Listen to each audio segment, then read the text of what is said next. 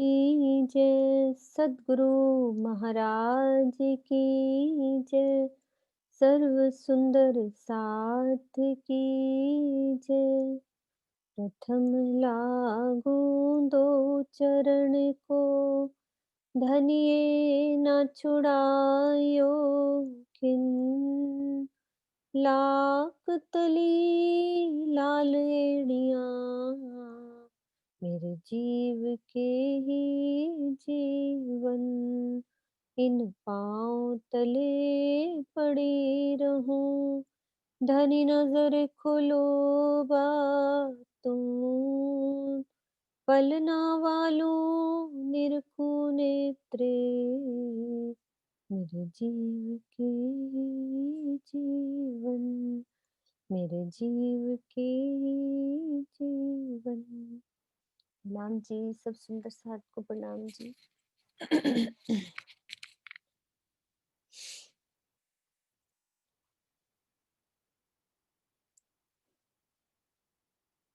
कल हमने रंग महल की 8वीं भौम की शोभा को देखा। प्रथम भौम में रसोई की हवेली और मूल मिलावा, दूसरी भौम में भुलवनी, तीसरी भौम परसाल, चौथी भौम निरत की हवेली, 5वीं भौम शयन के मंदिर रंगपर वाली मंदिर, और छठी भौम सुखपाल, 7वीं भौम 2 ताली के हिंडोले, 8वीं भौम 4 ताली के हिंडोले। आज हमने करना है 9वीं भौम। 9वीं भौम में क्या शोभा आती है? इनको इस भौम की शोभा में दूरदर्शिका की शोभा बोली जाती है। अब दूरदर्शिका से क्या मतलब है? इस शोभा को हम समझते हैं कि दूरदर्शिका क्यों कही जाती है। हम सब सुंदर साथ को पता है कि ये दूरदर्शिका में क्या होता है कि राज्य महाराज ये बाहर एक छज्जे, अभी पूरी गहराई से बाद में समझेंगे, यहाँ छज्जे पे सिंहासन हर एक हांस के, जो बाहर हमारी दहलान आई है वो यहाँ बैठते हैं, राजी श्यामा जी और हम सब सखियां यहाँ बैठती हैं। तो जिस दिशा में बैठती हैं राजी उंगली इशारे से हमें उस दिशा का दिखाते हैं कि वो देखो, जैसे पूर्व की दिशा में बैठे हैं तो वहां पे जमुना जी, अक्षरधाम और आगे का जवेरों की नहरें, बड़ो बन, मधुबन, बन की नहरें, छोटी रांग, बड़ी रांग, वहां तक की शोभा को इशारे से समझाते हैं। और जब दक्षिण की दिशा में बैठते हैं तो हमें क्या दिखता है? वहां से कुंज निकुंज, हौज कौसर, 24 हांस का महल और आगे वैसे ही जवेरों की नहरें ऐसे वो सब शोभाएं इशारे से बचाते हैं। और पीछे पश्चिम पे बैठते हैं तो वहां पे पश्चिम की चौगान, जवेरों की नहरें, जो दूर दूर तक सब जो दिखाई देता है सारी शोभा। और उत्तर की तरफ बैठते हैं तो पुखराज पहाड़ जो सबसे ऊंचा नजर आ रहा है, उससे बाद में हमारी बड़ी रांग, छोटी रांग, जवेरों की नहरें, बन की नहरें, सब दिशाओं का वर्णन हर एक दिशा में यहाँ बैठ के हमें दिखाते हैं। तो अब ये बना कैसे हुई है, इस शोभा को समझने के लिए यहाँ से हम अंदर चलते हैं। पहली भौम से 9वीं भौम या 8वीं भौम से 9वीं भौम। हमने 8वीं तक की शोभा को समझा तो हम फर्स्ट भौम से भी जा सकते हैं। तो कोई सुंदर साथ बता सकता है कि मैं पहली भौम से कहाँ से कैसे 9वीं भौम जाएंगे हम? मतलब वहां तक, सीढ़ियों वाले मंदिर तक। मैं धाम दरवाजे पे खड़ी हूँ, ये 2 मंदिर के चौक पे, तो यहाँ से मुझे 9वीं भौम जाना है, तो कैसे चलेंगे? सुंदर साथ बताएंगे।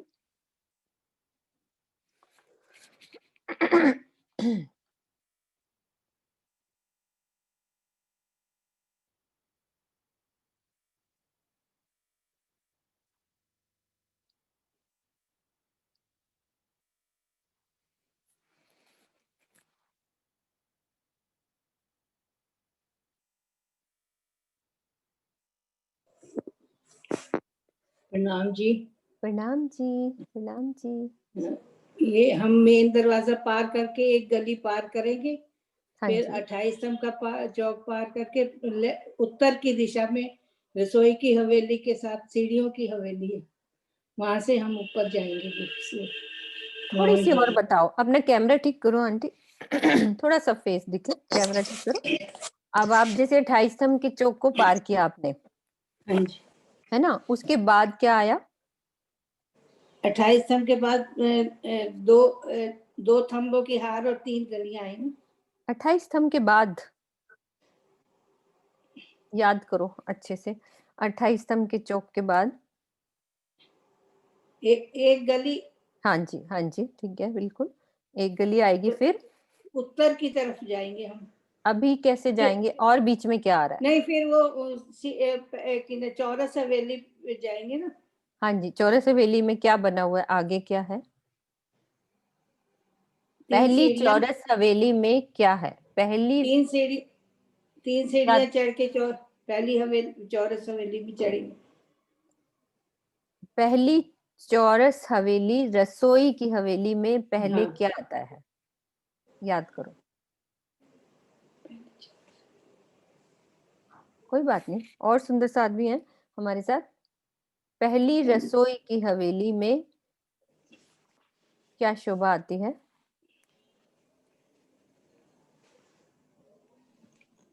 हेलो। हाँ जी, प्रणाम जी। हेलो। हाँ जी, हाँ, प्रणाम जी। प्रणाम जी। पहले दलान की शोभा आती है, हम्म, किसकी शोभा थी? पहली चौरस हवेली में हाँ, कौन सी ढलान? 11 थम की, 11 पूरब की, मंदिरों, पूरब की। पूरब की ढलान, हाँ ऐसे बोलो।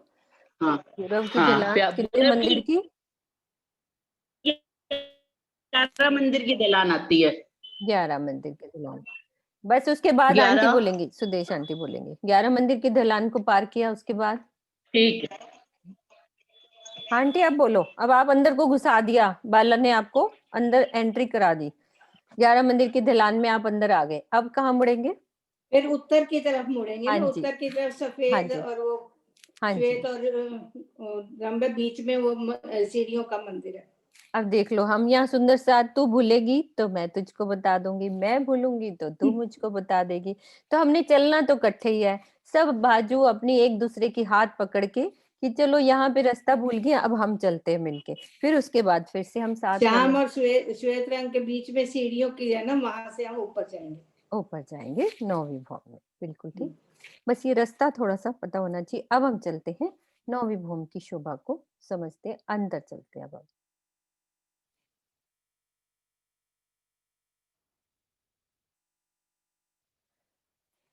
सबसे पहले राज्य की चौपाई, परिक्रमा ग्रंथ, प्रकरण नंबर 31, चौपाई नंबर 134। नजरों सब आवत है इन ऊपर की बैठक, देख दूर की बातें करें रंग रस उपजावे हक। इन छज्जों पर बैठने पर, अभी जो छज्जे बताए थे ना कि वो जो वहां पे बैठने पर संपूर्ण परम धाम दिखाई पड़ता है। श्री राज जी यहाँ बैठकर परमधाम के दूर दूर के दृश्यों को दिखाकर उनका वर्णन सुनाते हैं और सखियों के हृदय में प्रेम और आनंद का रस प्रवाहित करते हैं। इस चौपाई में मात्र लीला रूप में ही दूर की वस्तुओं को देखने की बात कही गई है, अन्यथा परम धाम में कोई भी वस्तु दूर नहीं है। जिस परम धाम के कण कण में अक्षरातीत का स्वरूप क्रीड़ा करता है, वहां पर कोई भी वस्तु दूर कहीं नहीं जा सकती। या होज या जोय, कई विध देवे सुख, जब हक आराम देवही, तब सोई करे रूहे रुख। अब इसमें हौज और जोय मैंने चौपाई ऊपर कर दी है। हौज और जोय का क्या मतलब है, एक सुंदर साथ बताएंगे कि हौज क्या है और जोय क्या है, कहाँ की बात करी है हौज और जोय।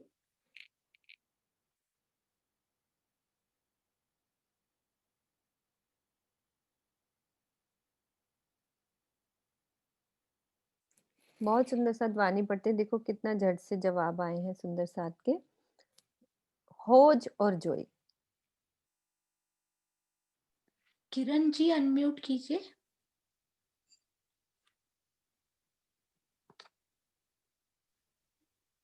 हाँ जी, प्रणाम जी। प्रणाम जी। हाँ जी, हौज का है, हौज को सर तालाब को, और जोए का है जमुना जी को। यस, या होज या जोय के कई विध देवे सुख। जब हक आराम देवी तब सोई करे रू रुख। श्री राज जी नवी भूमिका में हौज को सरताल या जमुना जी की शोभा का अनेक प्रकार से वर्णन करके असीम सुख देते हैं। धामधनी जब किसी भी शोभा का वर्णन करके सुख देते हैं, उस समय सखियों के हृदय में उसी स्थान पर जाने की इच्छा होती है। उनकी दृष्टि भी उसी ओर की हो जाती है। मतलब जैसे ही उनके दिल में राजीव वर्णन करते हैं, तो वैसे ही दिल करने लग जाता है कि हम वहां चलें। तो मोहल मंदिर की क्यों कहूं और क्यों कर कहूं दीवाल। कई लाख खिड़की हवेलियां, कई लाखों पोरी पड़साल। इस नवी भूमिका के मध्य में दोनों हार मंदिर के भीतर तरफ जो महल और मंदिर आए हैं। अब यहाँ पे महल और मंदिर की कौन सी बात हुई है, वो सुंदर साथ बताएंगे। नौवीं भूमिका में दो थंबों की हार के बाद जो महल और मंदिर आए हैं, वो क्या है?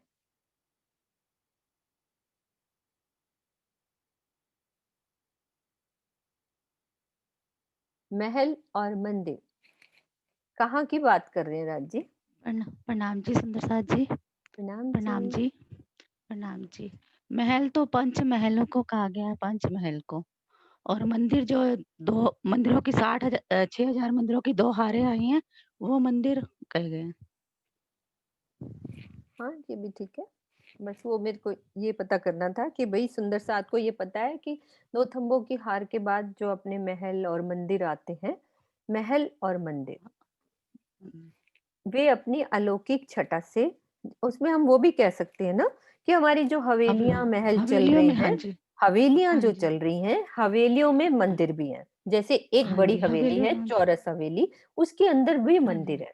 पूरे मंदिर मंदिरों है। की हाँ हार जी। आती है ना, उसको भी कह हाँ सकते जी। हैं और वो भी ठीक है, पंचमहल, वो कोई ठीक बात है। नहीं। हाँ जी। जो महल और मंदिर आए हैं, वे अपनी अलौकिक छटा से जगमगा रहे हैं।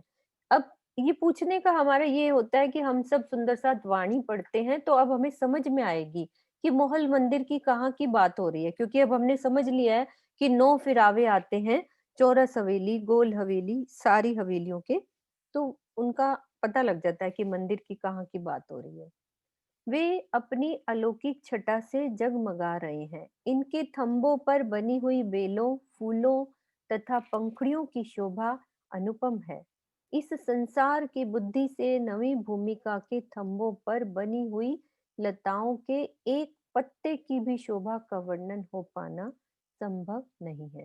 देखो सुंदर साथ की मेहनत, उन्होंने चौपाई पढ़ी तो उसमें वो पत्तों की शोभा को लगाया, क्योंकि यहाँ पे थंबों पर बनी हुई बेलों, फूलों, मतलब कोई सुंदर साथ इतना डूब जाता है चौपाइयों में, अब उसको सजाने के लिए भी वही चित्रकारी ढूंढते हैं कि वैसा ही दिल में भाव आ जाए। कि इसमें लिखा हुआ है ना, थंबों पर बेलों, फूलों तथा पंखुड़ियों की शोभा अनुपम है। तो ऐसे सुंदर साथ पे राज्य की बहुत मेहर है। एक चौपाई और पढ़ेंगे हम। भौम नौमी नूर नूरे गिरदवाए नूर तखत, क्योंकि सारा वर्णन तखत का भी आ जाएगा। ए नूर विचारे ना उड़े, हाय हाय नूर जीवरा बड़ा सखत। नवी भूमिका नूर ही नूर से भरपूर है, जिसमें चारों ओर छज्जों पर नूरी सिंहासन जगमगा रहे हैं। चारों ओर मीन्स पूरी परिक्रमा के बाहर जो छज्जे हैं, तो वो जगमगा रहे हैं।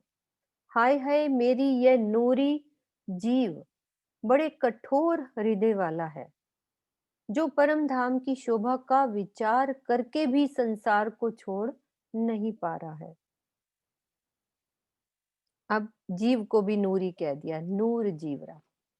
जिस प्रकार पर आत्म का प्रतिबिंब स्वरूपा होने से आत्मा को नूरी कहा जाता है, उसी प्रकार जिस जीव पर नूरी आत्मा विराजमान हो जाती है तथा वह जीव ब्रह्म वाणी के प्रकाश में इश्क ईमान की राह पर चल पड़ता है, उसे भी नूरी कहलाने की शोभा मिल जाती है। हमारे जीव को भी राजी महाराज ने नूरी कह दिया, क्योंकि वह अपना अलौकिक भाव छोड़कर स्वयं को पर आत्म स्वरूप ही मानने लगता है। वह भी इसी भाव में खोया रहता है कि मैं श्री राज श्यामा जी की अंग रूपा हूँ। उसकी यही स्थिति नूरी कहलाने की शोभा प्रदान करती है। यद्यपि यह शोभा उन जीवों को प्राप्त नहीं हो सकती जो धनी के इश्क ईमान से रहित है। यह ध्यान रखने योग्य तथ्य है कि जिस जीव पर आत्मा का निवास नहीं है, किंतु यदि उसने अपने हृदय में प्रेम भरा और परम धाम और धनी की शोभा को बसा लिया, तो उसे भी नूरी कहलाने की शोभा मिल सकती है। तो हमारे लिए तो बहुत सुनहरा अवसर है कि हमें राज्य महाराज परम धाम के पूरे 25 पक्ष में घुमा रहे हैं, तो हम तो नूरी बन ही गए ना। हमें राज्य महाराज ने वो एक स्टैंप लगा दी कि हम तो राज्य के हैं। अब हम चलते हैं उस शोभा में आगे बढ़ते, नूर नवी भौम की शोभा।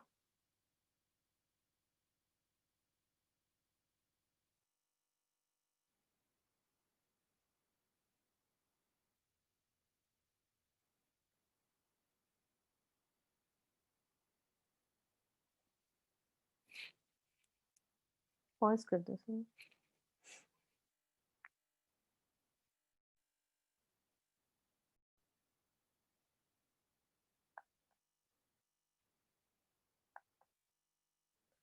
हाँ जी सुंदर सा जी, ये नवी भौम में हम पहुंच रहे हैं। अब वो शोभा कैसे आई है, वहां सीढ़ियों वाले मंदिर से हम पहुंचे। ये सीढ़ियों वाले मंदिर से हमने कहाँ पहुंचना है, वैसे ही दक्षिण की दिशा में बाहर निकलेंगे, फिर वहां से पूर्व के दरवाजे से मुझे बाहर आना है, वैसे ही जैसे हर भौम में हम आते थे। अब हर शोभा में और यहाँ की शोभा में क्या फर्क है, इसको देखना है। अब हम सब ने समझा था कि 8वीं भौम में क्या शोभा थी। यहाँ पे हम 28 स्तंभ के चौक को पार किया, एक गली को पार करते थे, फिर यहाँ पे हमारी क्या शोभा आती थी 8वीं भौम में। एक सुंदर साथ बताएंगे कि यहाँ पे 8वीं भौम की शोभा क्या शोभा थी, तभी कंपैरिजन होगा 9वीं भौम और 8वीं भौम में कि 8वीं भौम में यहाँ पे क्या शोभा थी।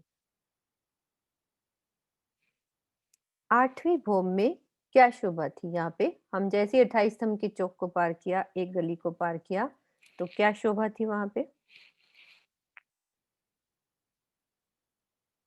हाँ जी, अनम्यूट कीजिए सुंदर साथ जी। दुर्हम सुधा के नाम से। सुधा, हाँ जी, हाँ अनम्यूट करो आपका भी वो रेड। हाँ जी, हिंडोले आए नहीं हिंडोले तो आए हैं। 28 स्तंभ के चौक के बाद यहाँ पे क्या शोभा थी 8वीं, क्या थी यहाँ पे, क्या था।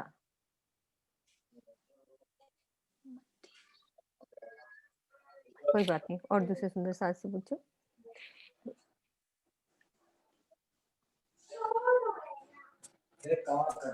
जहां आवाज है बच्चों की अपने आप म्यूट कर दो। वो सुंदर साथ नहीं खोले तो अच्छा रहेगा, क्योंकि कल भी एक बहुत जोर से आवाज आई थी। आसपास यदि आवाज है तो रेज हैंड मत करो, क्योंकि बहुत जोर से आवाज आती है फिर। उषा जी अनम्यूट कीजिए। प्रणाम जी। प्रणाम जी। वहाँ पे कैमरा हिंडोले आए हैं ना? हाँ जी हिंडोले आए हैं, लेकिन 7वीं और 28 8वीं दोनों स्तंभ, फॉर्म में हिंडोले। हाँ हाँ जी। हिंडोले आए हैं, तो वो कैसे हाँ। आए हैं, यहाँ क्या कैसे? लगी है। 28 स्तंभ के चौक के बाद क्या शोभा आई, ये गली, गली के बाद क्या शोभा है, गली में आए हिंडोले, यहाँ क्या बना हुआ है। चबूतरा ही था। चबूतरा के ऊपर दैलान थी, दैलान के ऊपर में हिंडोले लगे थे ना। सुंदर साथ जी, हिंडोले मुनीश कहाँ पे आए हैं दोबारा, और सुंदर साथ। मुनीश त्यागी जी अनम्यूट कीजिए।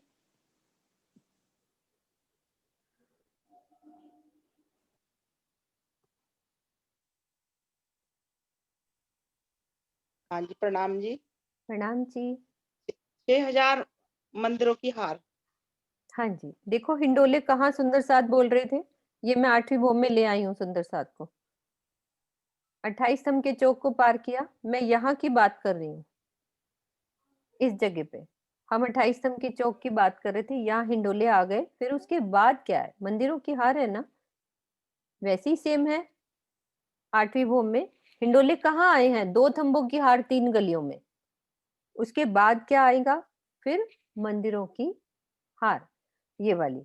और इस जगह पे ये देखो, वैसे ही मंदिर का जो बड़ा दरवाजे वाला 2 मंदिर का ये बड़ा मंदिर, और फिर वैसे ही ये 4 मंदिर इधर, 4 इधर, और इधर बाहर इसके यहाँ पड़साल तक आना है तो कैसे आते थे हम, कैसे आएंगे पड़साल तक, ये बाहर मतलब बड़े छज्जे पर, ये कैसे आएंगे हम? हाँ जी सुंदर, मेरे से पूछ रहे हैं आप? कोई भी बताओ, आप यदि चालू हो तो आप बताओ। 28 स्तंभ से आएंगे तो पहले चबूतरा आएगा,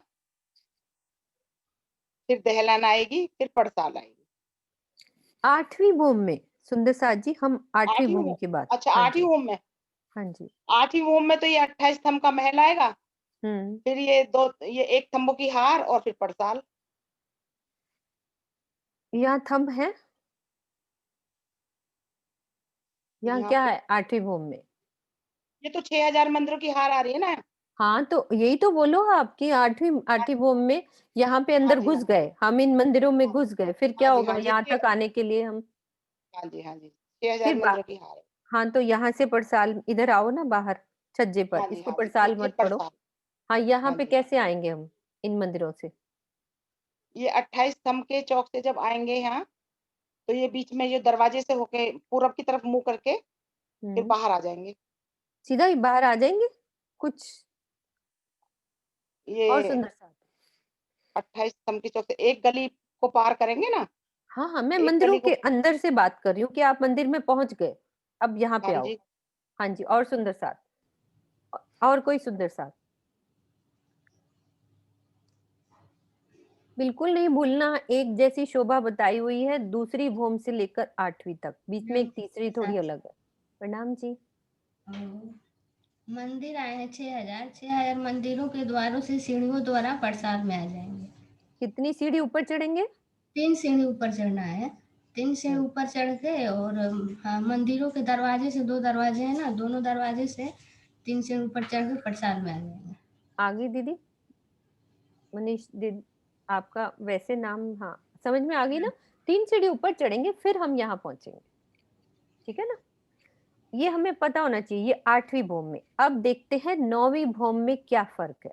ये सबको 8वीं का याद आ गया, दूसरी में यही शोभा, तीसरी में नहीं है। तीसरी में हमारा 28 स्तंभ की यहाँ से ही 3 सीढ़ी ऊपर चढ़ जाते हैं, ये हमने कल सारा रिवाइज किया था, इसका मतलब सुंदर साथ घर बिल्कुल नहीं देखते हैं। उसके बाद चौथी भूमि, 5वीं भूमि, 6ठी भूमि, 7वीं भूमि, 8वीं भूमि, सेम शोभा, इसको कोई नहीं कुछ भूलेगा। दूसरी में भी ऐसे ही मंदिरों से निकलना है, 3 सीढ़ी ऊपर चढ़ना है तो बाहर पहुंच जाना है हमने। तो तीसरी भूमि में 28 स्तंभ के चौक से, क्योंकि वहां चबूतरा है, वो लीला होती है वहां पे। तो 8वीं भूमि की ये शोभा। अब देखते हैं 9वीं में क्या फर्क है। पीछे वाली जब याद नहीं होगी तो कैसे हम याद करेंगे?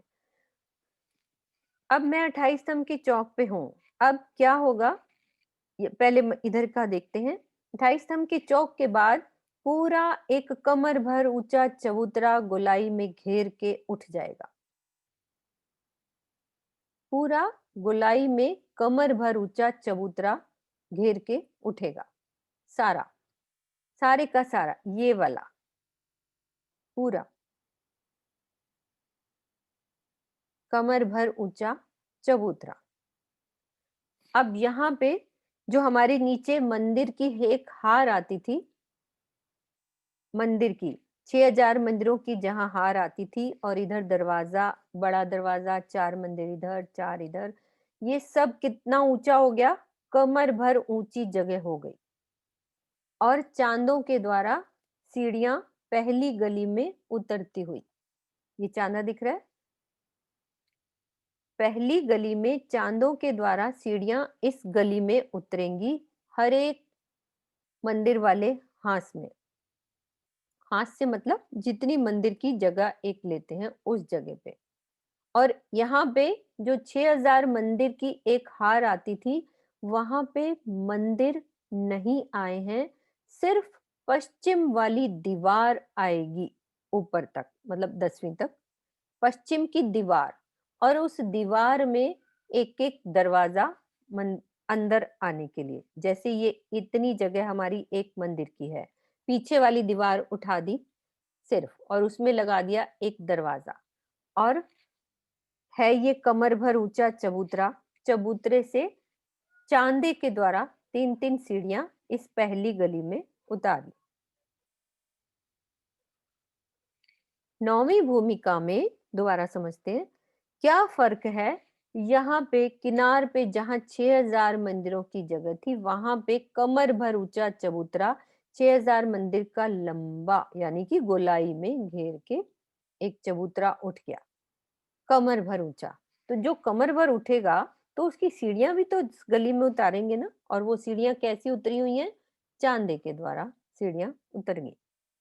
और अब क्या है, हर एक मंदिर का एक एक दरवाजा, लेकिन अंदर मंदिर नहीं है, सिर्फ एक पश्चिम वाली दीवार खड़ी हो गई और एक एक दरवाजा बीच में लगा दिया। देखो ये एक दीवार है ना, इसमें एक एक दरवाजा। अब इस दरवाजे से जब हम अंदर आएंगे तो हमें ये दीवारें नहीं नजर आएंगी, उसकी जगह ये क्या नजर आएगा, ये देखते हैं। ये नजर आएगा, ये देखो ये पश्चिम की दीवार पीछे वाली, उसमें क्या है, ये एक दरवाजा। ये दरवाजा नजर आ रहा है, एक एक मंदिर का दरवाजा। कि हमें वो दीवार नजर आ रही है, लेकिन जब हम अंदर आए तो मुझे सिर्फ दहलान नजर आ रही है, मंदिर नहीं नजर आ रहे। उसकी जगह 6000 ये थंब नजर आ रहे कि बीच वाली दीवार नहीं डाली। एक मंदिर को बनाने के लिए कितनी दीवारें जरूरत होती हैं? पश्चिम, पूर्व, उत्तर और दक्षिण, 4 दीवारों से ही एक कमरा बनता है। तो पश्चिम वाली दीवार तो आ रही है सब मंदिरों की, लेकिन 3 दीवारें नहीं आ रही, उसकी जगह वहां पे ये थंब लग गए, थंब खड़े हो गए, बीच की दीवार डाली नहीं, तो क्या हो गया, वो दहलान बन गई। अब जैसे दहलान हमारी कैसे बनी थी और कहाँ कहाँ दहलान बनी है, सुंदर साथ को याद है हमारी कौन कौन सी दहलानों का वर्णन आता है? पहली भौम में, तीसरी भौम में, कहाँ कहाँ दहलान का वर्णन आता है? जल्दी से जवाब देना सुंदर साथ जी कि हमारी दहलानें कहाँ कहाँ आती हैं।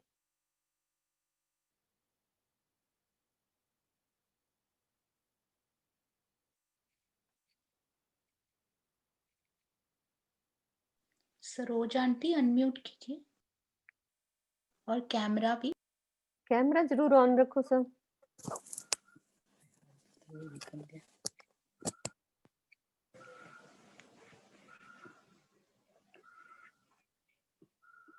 हाँ जी, हेलो, हो हाँ गया जी, आपका? हाँ जी, प्रणाम जी। प्रणाम प्रणाम जी। पहली, तीसरी और चौथी में दहलान आएगी। पहली में कहाँ कहाँ है? पहली में तो कोई बात नहीं, शुरू आपको आता है, बोलो। पहली में कहाँ कहाँ है? अभी पहली हम, में दहलान, हाँ बोलो। पहली रसोई की हवेली में। रसोई की हवेली में, हाँ जी, रसोई की हवेली में, रसोई की हवेली में 3 दहलान है ना? हाँ बिल्कुल ठीक है, हाँ 3 आगे। दहलान। और चौथी में है, हाँ जी हाँ जी चौथी ठीक है। चौथी में कौन सी दलान कहाँ पे होती है? आगे में पीछे कौन सी? पूरब पूरब की। की, हाँ हाँ जी। ठीक है। और तीसरी में है, तीसरी हाँ में दहलान है। तीसरी में कहाँ पे आती है? तीसरी में 3 दहलान है ना, एक पूरब में, एक तीसरी दहलान है में, हाँ एक एक पूरब, दलान। हाँ जी, वो कहाँ पे है? पूरब में। मतलब कौन सी जगह? आप चढ़ो, तीसरी भूमि में चढ़ो, चबूतरे के 28 स्तंभ ऊपर, के चौक पे खड़े हो। स्तंभ के चबूतरे से फिर आगे दहलान में 3 दहलान सीढ़ी। में आप घबरा रहे हो, बाकी आपको आता है, मुझे पता है। और सुंदर साथ जी, ये दहलानों का मतलब क्या होता है कि एक खुली जगह, मतलब वहां पे आप मंदिर नहीं आएंगे तो थंब आ जाएंगे। अब यहाँ 9वीं भूमि में क्या है, पीछे वाली दीवार आ रही है मंदिर की, लेकिन आगे क्या लगा दिया, ये थंब। ये थंब आ गया, यहाँ तक हमारा मंदिर पूरा बनना था, यहाँ तक ये वाला। अब उसकी जगह बीच की दीवार नहीं आएगी तो ये थंब लगा दिया, तो क्या हो गया, उसकी जगह ये दहलान बन गई, खुली जगह। क्योंकि यहाँ पे सब सखियों ने मिलके बैठना है राज्य के साथ, एक एक हांस में एक सिंहासन और 6-6 हजार कुर्सियां। मिलके सब बैठेंगी तो खुली जगह भी तो चाहिए ना, उसको पंजाबी में कहते हैं वेड़ा या बालकनी, कह देते हैं खुली जगह। अब वो लगेगी कैसे, उसको हम देखते हैं ऐसे। अभी एक चीज और समझनी है, ये देखो, अब करीब से देखो, ये हमारा मंदिर का दरवाजा और ये अक्सी थंब है दीवार के, है ना। बड़ी मेहराब जा रही है, ये 3 छोटी मेहराबें और एक दरवाजा। ये पीछे की मंदिर का एक, जो इतने में एक दीवार में मंदिर बनता है उतनी दीवार, ठीक है। अब यहां से क्या होगा, हमारे यहाँ तक कि उसके बाद जो हमारी परिक्रमा आती है, सुंदर सार जी याद करो, पहली भौम में जो बाहरी रौस की जो परिक्रमा है वो कितने मंदिर की आई है। पहली भौम में हम यदि परिक्रमा लगाते हैं तो वो कितने मंदिर की या फिर कितने हाथ की, वो कितनी परिक्रमा आई है। तभी मैं कंपैरिजन करके बताऊंगी कि इतनी जगह है, उस जगह पे पीछे वाला याद होएगा तभी ऊपर वाला होएगा। पहली भौम में जब हम 2 चबूतरे से, समझ लो लेफ्ट मुड़ना है चाहे राइट मुड़ना है, इधर से हम जब परिक्रमा घेर के आते हैं तो कितनी आती है। शशि बालाजी अनम्यूट कीजिए। एक मंदिर की आई है। हाँ जी, प्रणाम तो जी। प्रणाम जी, प्रणाम जी। तो एक मंदिर की सभी जगह आएगी, पूरी घेर के एक मंदिर की। नहीं नहीं, यहाँ पे गुर्ज है, वहां पे हाँ यहाँ जी, पर गुर्ज है, वहां पर वो 33 मंदिर की रह 33 हाथ की रह जाती है, 66 हाथ का हाथ बिल्कुल, का वो हाँ बिल्कुल ठीक है। गुर्ज है। हाँ जी, अब हमें 9वीं भौम का समझना है। जैसे यहाँ तक हमारा मंदिर पूरा हो गया, ठीक है। मंदिर से आगे 33 मंदिर की परिक्रमा हो जाएगी, तो यहाँ पे भी हमारी 100 हाथ की परिक्रमा, ठीक है। यहाँ पे भी हमारी 100 हाथ का छज्जा, परिक्रमा से कहने का मतलब वो छज्जा आगे जो बढ़ेगा 100 हाथ का। जैसे नीचे पहली भौम का वैसे ही 9वीं भौम का। 8वीं भौम में कितनी परिक्रमा आती है, ये भी सुंदर साथ बताएंगे। छठी में कितनी आती है, 7वीं में कितनी आती है और 8वीं में कितनी आती है परिक्रमा।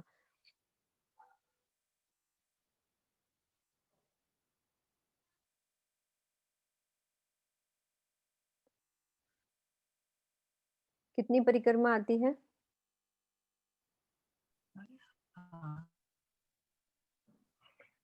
प्रणाम जी। प्रणाम जी। भूमि तक 33 हाथ की परिक्रमा आती है। आवाज कट रही है थोड़ी, हाँ, क्या कह रहे हो आप।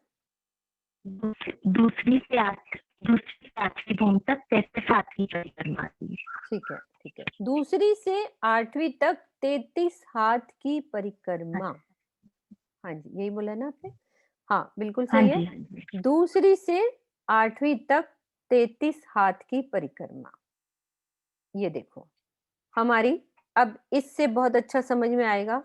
हम सुंदर साथ, ये पहली भौम की परिक्रमा एक मंदिर की, यानी कि 100 हाथ की। दूसरी भौम में 33 हाथ की, तीसरी में 33 हाथ, चौथी में भी 33 हाथ, पांचवी में भी 33 हाथ, छठी, 7वीं और 8वीं में भी 33 हाथ। अब चलते हैं 9वीं भौम में। ये देखो हमारे को पीछे खाली मंदिर की दीवार नजर आ रही है, यहाँ मंदिर नहीं है, ना ही झरोखा है 9वीं भौम में, क्योंकि पूरब की दीवार ही नहीं है तो झरोखा कहाँ बनाओगे। सिर्फ पश्चिम की दीवार है, उसकी जगह ये 6000 थंब जो दूसरे वाले नजर आ रहे हैं ये। अब यहाँ से जो गुर्ज है वो अपनी जगह पे आ ही रहे हैं, तो यहाँ पे भी जो हमारी परिक्रमा है वो 100 हाथ की हो जाएगी, यानी कि इस थंब से लेकर 100 हाथ की, मतलब कि एक मंदिर की परिक्रमा हो जाएगी। और ये कठेड़ा यहाँ लग जाएगा और इन कठेड़ों के पास ये सुंदर थंबों की शोभा। ये सिर्फ 9वीं भौम में है कठेड़े पे थंब, बाकी कहीं आपको थंब नहीं नजर आएंगे कठेड़े पे, क्योंकि ये छज्जा आगे बढ़ा हुआ है। ये ढालधार छज्जा होता है थोड़ा, ये वाला थोड़ा सा स्लैंट, ज्यादा नहीं। जैसे आप यहाँ से, ये हमारी मंदिर की हद है, इससे आगे जो हमारी 100 हाथ की परिक्रमा होगी वो थोड़ी सी ढालदार है, ठीक है। और यहाँ पे कठेड़ा लग जाएगा, इस कठेड़े पे भी थंब आ जाएंगे। ये तो हम कह सकते हैं कि यहाँ पे 2 मंदिर की ढलान हो गई। जैसे पश्चिम की ढलान, ये पश्चिम की दीवार हो गई, फिर एक मंदिर की जगह ली और एक मंदिर आगे ले ली, तो टोटल 2 मंदिर की ढलान। मोटी बात याद करनी है तो हम ऐसे याद करेंगे कि मैं 3 सीढ़ी ऊपर चढ़ी, ऊपर दरवाजे से जब मैं अंदर घुसी तो मुझे क्या दिख रहा है, 2 मंदिर की ढलान दिख रही है और उसमें 2 थंबों की हार दिख रही है। मंदिर मुझे दिख ही नहीं रहे हैं, लेकिन गुर्ज दिख रहे हैं। गुर्जों के दरवाजे, 3 दरवाजे नजर आ रहे हैं, मंदिर नहीं दिख रहे। हो गई बात क्लियर? कि हमें ये देखो, यहां से देखो पूरा अच्छे से, ये पूरी बड़ी ढलान, ये सामने कठेड़ा और ये थंब, और गुर्ज के आगे से वैसे ही शेप थोड़ी बन जाती है, छज्जा आगे जो बढ़ता है उस तरह से। ये थंब दिख रहे हैं ना, ये कहीं और नजर आ रहे नीचे वाली भूम में? नहीं नजर आ रहे, सिर्फ 9वीं भूम में ये कठेड़े के साथ हमें, क्योंकि कई बार हम यहाँ बैठते हैं तो इन थंबों को भी पकड़ के खड़े हो जाते हैं राज जी के साथ, खेलना कूदना इन थंबों के पास। यहाँ जो ये लीला होती है दूरदर्शिका की, ये लीला। अब दोबारा से समझते हैं, अंदर चलते हैं।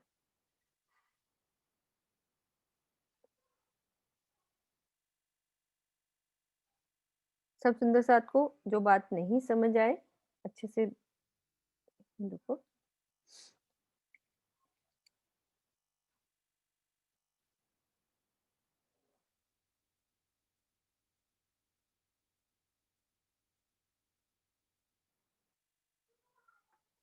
यहां से आए हम 28 स्तंभ के चौक पे आए, तो मैंने क्या देखा, यहाँ पूरा ही एक कमर भर ऊंचा चबूतरा उठ गया है। जहां मंदिर की हार थी, पूरा एक कमर भर ऊंचा चबूतरा उठा है, और मुझे दीवार भी नजर आ रही है मंदिरों की, पश्चिमी दीवार, उसमें एक दरवाजा नजर आ रहा है, और चांदों के द्वारा सीढ़ियां इस गली में उतरती नजर आ रही हैं।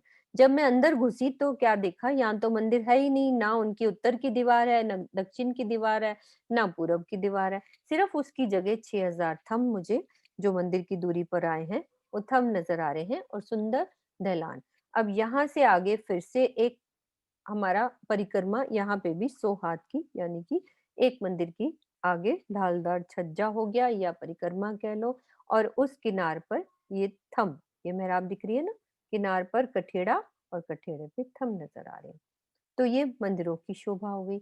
और सामने भी वैसे ही हमें यहाँ पे जो कमर भर ऊपर आए तो भी मंदिर नहीं नजर आ रहे, तो क्या नजर आ रहा है, एक थंब की हार। और सामने ये वाला छज्जा तो वैसे ही सीधा ऊपर आ रहा है, सामने जो 10 मंदिर का जो एक हांस है ये तो अपनी जगह पे ऊपर जा रहा है वैसे ही। और यहाँ से अब फर्क क्या हो जाएगा, हर एक भौम में हम इस छज्जे से 3 सीढ़ी नीचे उतर के परिक्रमा पे जाते थे, लेकिन यहाँ पे तो ऑलरेडी ये पूरा एक 6000 मंदिर का पूरा चबूतरा ही कमर भर ऊंचा उठा दिया, तो ये लेवल और ये परिक्रमा बिल्कुल बराबर हो गई। अब हमें पूरी परिक्रमा पे हम यहाँ से यहाँ घूम सकते हैं आराम से। वैसे पहले भी 3 सीढ़ी उतर के घूम सकते थे, लेकिन अब यहाँ पे सीढ़ी नहीं उतरना पड़ेगा, बिल्कुल बराबर हम यहाँ से एक लेवल हो जाएगा, इसकी छत का और इसका एक लेवल हो जाएगा। ठीक है, ये 9वीं भौम की शोभा। यहाँ पे सिंहासन, कुर्सियां हर एक में, यहाँ पे हमें थंबों की हार एक नजर आएगी, एक ये वाली सामने वाले हांस में। मंदिर कोई नहीं आए हैं, सिर्फ मंदिर की पश्चिमी दीवार आई है। तो ये 9वीं भौम की शोभा हो गई।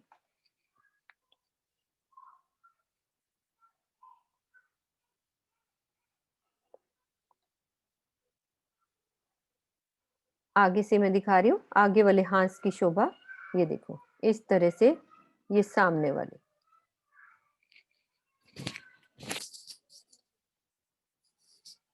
पीछे बस वो मंदिर के दरवाजे नजर आ रहे हैं। अब ये शोभा हमारी 9वीं भौम की शोभा हो गई। अब हम चलते हैं 10वीं भौम में। अपन बाद में रिवाइज करेंगे इस बात को, लेकिन अभी 10वीं भौम की शोभा को समझते हैं कि 10वीं भौम की शोभा में क्या आई है स्पेशल। अब 9वीं से चलना है 10वीं भौम में। 10वीं चांदनी।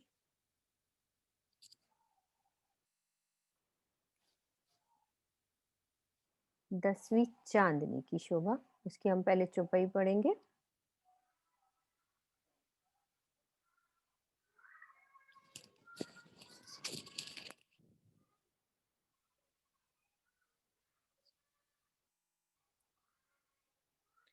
सुख चांदनी चढ़ाए के पूनम की मध्यरात, एक कौन देवे माशूक बिना, इश्क भीगे अंग गात, इश्क भीगे अंग गात। हे प्राण प्रीतम, पूर्णिमा के दिन रंग महल की 10वीं चांदनी आकाशी पर साय 3 बजे आप हमें ले जाते हैं और मध्य रात्रि तक तरह तरह की प्रेममयी लीलाएं करते हैं। इस जागनी लीला में हमारे अंग अंग में प्रेम का रस देकर उस लीला का अनुभव आपके अतिरिक्त और कौन करा सकता है। संसार में यदि परम धाम की शोभा और सुखों का कुछ भी अनुभव नहीं हो सकता तो परिक्रमा सागर और श्रृंगार ग्रंथ के अवतरण का उद्देश्य ही क्या है। मतलब हमें वो कह रहे हैं कि यदि ऐसा अनुभव हमें नहीं होता तो फिर ये वाणी की चौपाइयां और हमें समझाने का उद्देश्य ही क्या। पुनः विरह में दिन रात तड़पने की सार्थकता ही क्या है। यह अवश्य है कि परम धाम की तरह यहाँ लीला का विलास नहीं हो सकता, किंतु प्रेममयी चितवनी में डूबकर वहां की शोभा श्रृंगार और लीला का अनुभव तो किया ही जा सकता है, जिसका प्रत्यक्ष प्रमाण श्री लालदास जी और श्री जुगलदास जी के द्वारा लिखी हुई चर्चनी के ग्रंथ में है। कि वो गारंटी देते हैं, जुगलदास महाराज जी की जो हम पढ़ते हैं हरफ, उन्होंने गारंटी दी है कि आप ऐसा करोगे तो आपको अवश्य दर्शन होंगे। लालदास जी ने भी हमें अपनी वृत्त में समझाया है कि आप ऐसा चलोगे तो आपको जरूर दर्शन होंगे। अब करना तो हमें ही है। जब हक हादी बीच बैठत, ले रूहें बारे हजार, नंग जवेर इन जिमी के गिरद बैठत साज सिंगार। पूर्णिमा की रात्रि में चबूतरे पर विराजमान सिंहासन पर जब श्री राज जी विराजमान होते हैं और उनके चारों ओर घेर कर 12,000 सखियां अपना श्रृंगार सजकर बैठती हैं, तो उस समय 10वीं चांदनी के ज्वारातों के नगों की झलझलाट देखने योग्य होती है। पूनम की रात्रि पर जब हम उस चबूतरे पर बैठते हैं तो उसकी चमक। अरस आए लग्या आकाशे, उठिया जोत अपनी ले, चांद सितारे अंबर आए मुकाबिल अरस के। उस समय यानी कि पूर्णिमा की रात को वहां जब हम बैठते हैं राजी के साथ, चंद्रमा रंग महल के ऊपर आकाश में अपनी शीतल और मनोहारी ज्योति के साथ चमक रहा होता है। उस मनोहर घड़ी में ऐसा प्रतीत होता है जैसे चंद्रमा सितारे आकाश आदि रंग महल की चांदनी के एकदम नजदीक यानी आमने सामने आ गए हो। तो ये शोभा हमारी चांदनी की। अब हम समझते हैं चांदनी की 10वीं चांदनी की शोभा।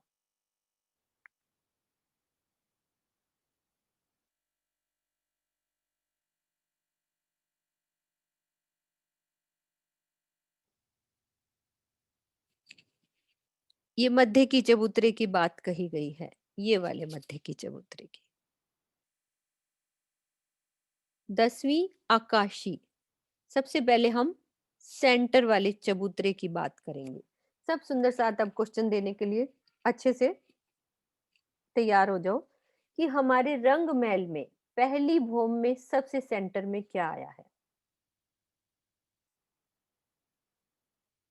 सबसे सेंटर में क्या शोभा आई है।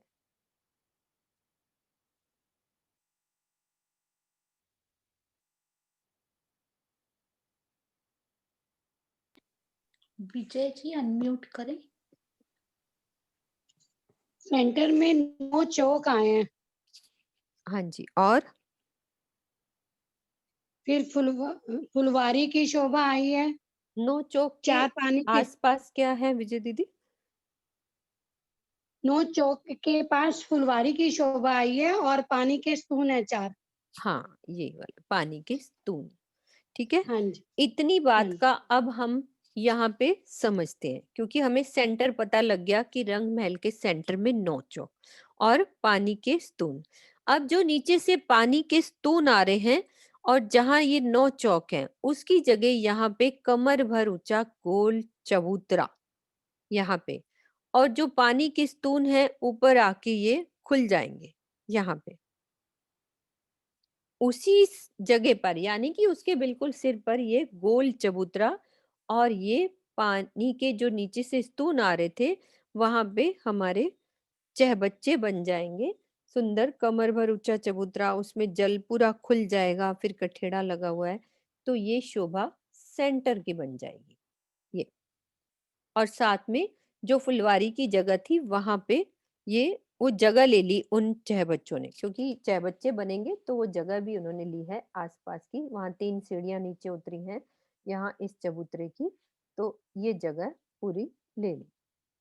अब आगे चलो, उन चहबच्चों के पास क्या है, सब सुंदर साथ बताएंगे।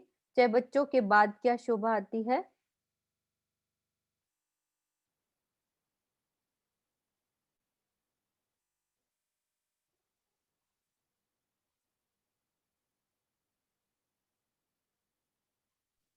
रमा जी अनम्यूट करें और कैमरा ऑन।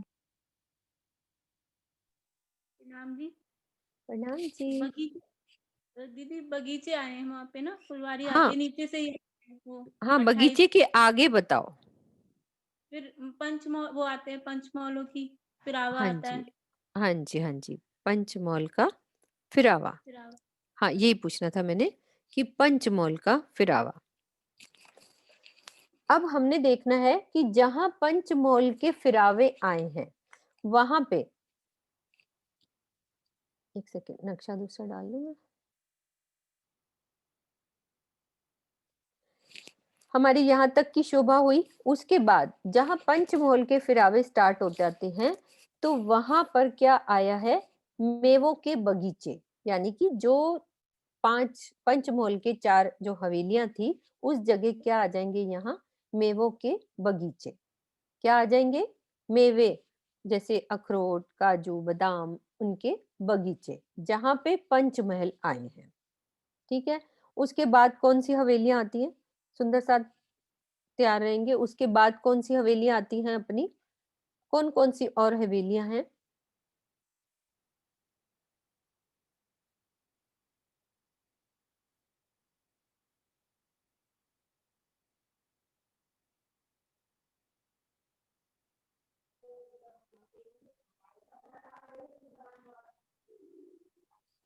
कौन सी हवेलियां आती हैं पंचमहल के बाद? हाँ जी बोलिए, सुलभ सुलभ शर्मा जी।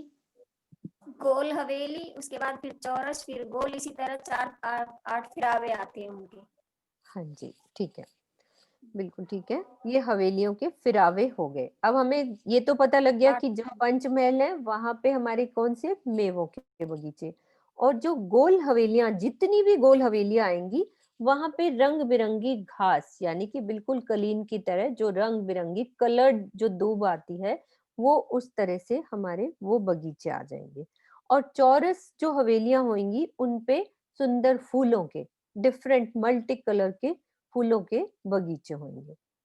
तो हमने सबसे पहले सेंटर में देखा कि जहां 9 चौक है उसकी जगह पे कमर भर ऊंचा चबूतरा, और जो पानी के स्तून किनार पे आ रहे थे वो ऊपर आके खुल जाएंगे, वहां पे सुंदर चहबच्चे बन जाएंगे, और फुहारे, उसमें 5 फुहारे चलेंगे इन चहबच्चों पे, और यहाँ पे सुंदर नृत्य होता है पूनम की रात पे। अभी जब बाद में हम लीला करेंगे तो इसका अच्छे से वर्णन होगा। फिर उसके बाद जो पंचमहल स्टार्ट होते हैं वहां पे हमारे मेवों के बगीचे, और जितनी भी गोल हवेलियां हैं, जितने भी फिरावे गोल आएंगे वहां पे हमारी रंग बिरंगी घास, और जो चौरस हमारे हैं हवेलियां, वहां पे अनेक विभिन्न प्रकार के फूलों के बगीचे आ जाएंगे। और जितनी भी 2 थंबों की हार 3 गलियां, एक हवेली के बाहर जितनी भी आती हैं 2 थंबों की हार 3 गलियां, वहां पर नहर के चबूतरे बन जाएंगे। यानी कि जब एक नहर बनानी है तो उस जगह को कमर भर उठाया जाता है, तो उसमें कमर भर गहरी नहर चलेगी चारों तरफ, क्योंकि जहाँ बगीचे हैं वहां पानी भी चाहिए, तो उस जगह ये नहर बन जाएंगी। जहाँ 2 थंबों की हर 3 गलियां हैं वहां नहरें बन जाएंगी। नहरें, और जहाँ 2 नहरें कटेंगी वहां पे चाहे बच्चा इस तरह से सुंदर 5 फुहारे ये नहरें बन जाएंगी। तो ये शोभा, और जहाँ पे ये सीढ़ियों वाला मंदिर हमने जब आना है ऊपर, एक मैं नक्शा खोलती हूँ, नीचे से मैं पहली भूम से 10वीं भूम आ रही हूँ, तो क्या शोभा रहेगी हमारी सीढ़ियों की, कि ऊपर कैसे हम आएंगे? सुंदर साथ बता सकते हैं कैसे हम ऊपर, ऊपर कैसे, कोई सीढ़ी है ऊपर?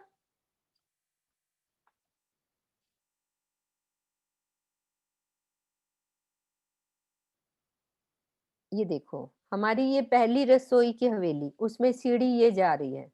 अब ये सीधी ऊपर 10वीं चांदनी पे जाएगी, तो क्या क्या शोभा रहेगी? कोई बात नहीं, सुंदर साथ बताएं, रीजन किया तो जरूर बताएं। प्रणाम प्रणाम सुंदर साथ जी। नाम सभी जो गोल और चौरस हवेली है उनके बीच में खंबे आए हैं, थंब आए हैं मोटे मोटे, और उनमें भी सब में सीढ़ियां आई हैं, तो हम उनके से भी चांदनी पे जा सकते हैं, खंबों के बीच में से भी अंदर। हाँ, जो नीचे से चलती आ रही है गोल चौरस हवेलियों के बीच में जो थंब आए हुए हैं त्रिपोलियों के बीच में।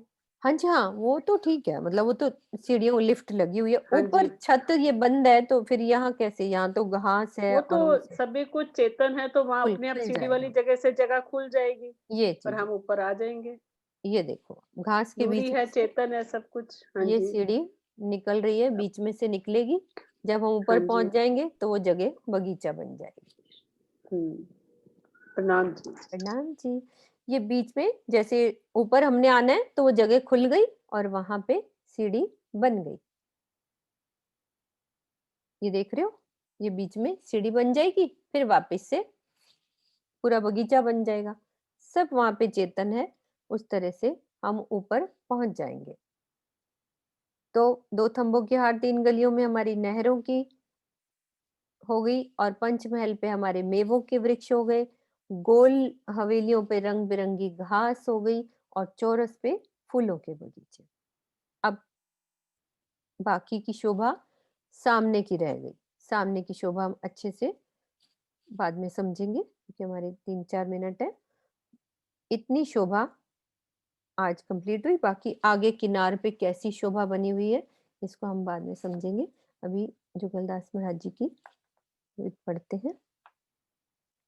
कोई सुंदर साथ अभी जाए ना, क्योंकि सूचना देनी है पूरे अच्छे से।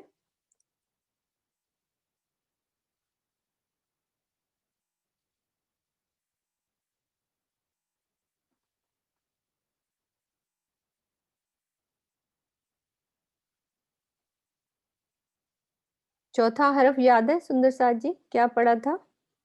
चौथा हरफ में क्या था? कोई सुंदर साथ को याद है? नीलम मिड्ढा जी।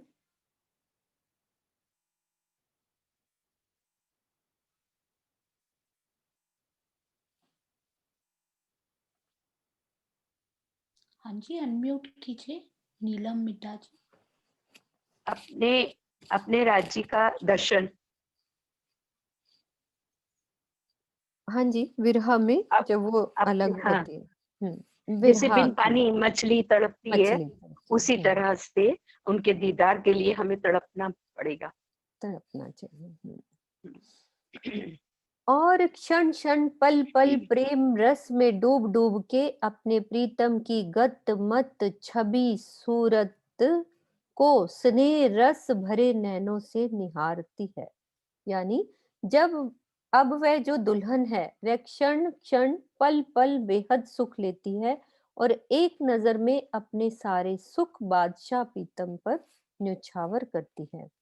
और क्षण क्षण पल पल प्रेम रस में डूब डूब के अपने प्रीतम की गत मत छवि सूरत को स्नेह रस भरे नैनों से निहारती है।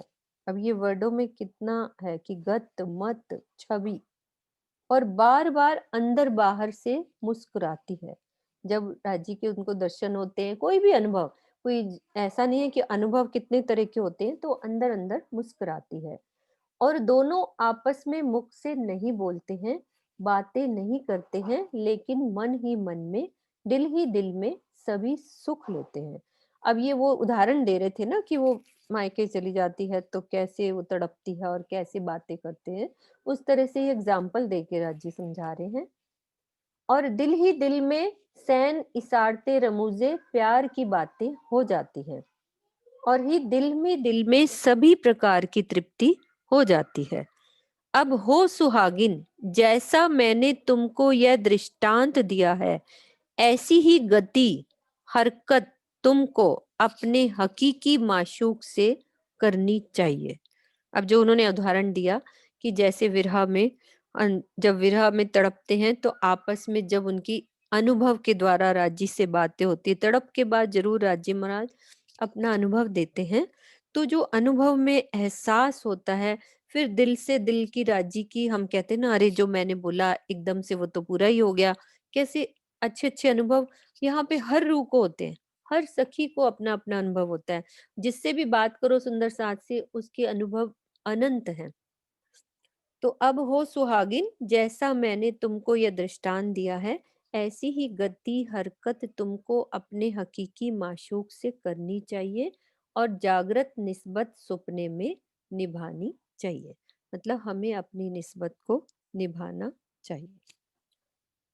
बोलो श्री प्राणनाथ प्यारे की जय।